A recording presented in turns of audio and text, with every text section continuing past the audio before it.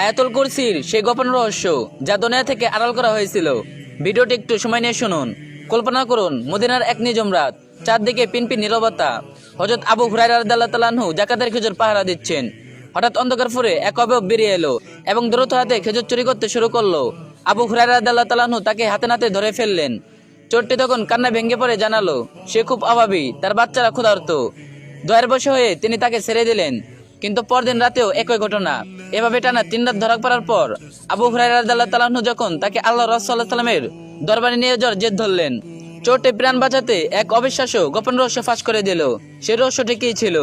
চোরটি বলল, আপনি যদি রাতে ঘুমানোর আগে আয়াতুল কুরসি পাঠ করেন, তবে সারা রাত আল্লাহর পক্ষ থেকে একজন ফেরেশতা আপনাকে পাহারা দেবে এবং শয়তান আপনার ধারের কাছে ঘেঁষতে পারবে না। আল্লাহ রাসূল সাল্লাল্লাহু আলাইহি ওয়াসাল্লাম ঘটনাটি শুনে মুচকি হেসে বললেন, সে চরম মিথ্যাবাদী হলেও এ কথাটি তোমাকে সে সত্য বলেছে। আর আবু হুরায়রা, তুমি কি জানো সে চোরটি কে ছিল? সে ছিল স্বয়ং শয়তান। কেন আয়াতুল কুরসি এতটা শক্তিশালী?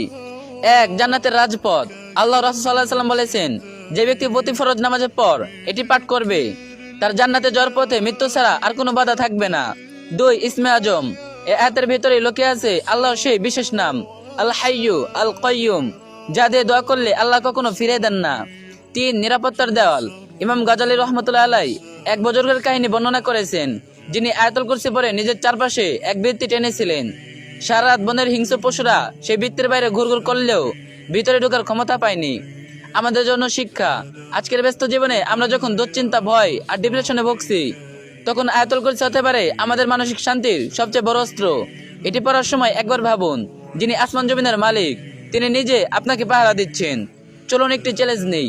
আগামী 7 দিন প্রতি ফরজ নামাজের পর এবং ঘুমানোর আগে মন থেকে আয়াতুল কুরসি পাঠ করি। দেখুন আপনার জীবন কতটা শান্তিময় হয়ে ওঠে। ভালো লাগলে পোস্টটি শেয়ার করুন এবং আপনার প্রিয়জনদের আল্লাহর হেফাজতে রাখার ওসিলা হন। জাযাকাল্লাহু খায়রান। ভিডিওটি অবশ্যই একটা শেয়ার করবেন আর যে যত পারবেন কপি লিংক করে দিন।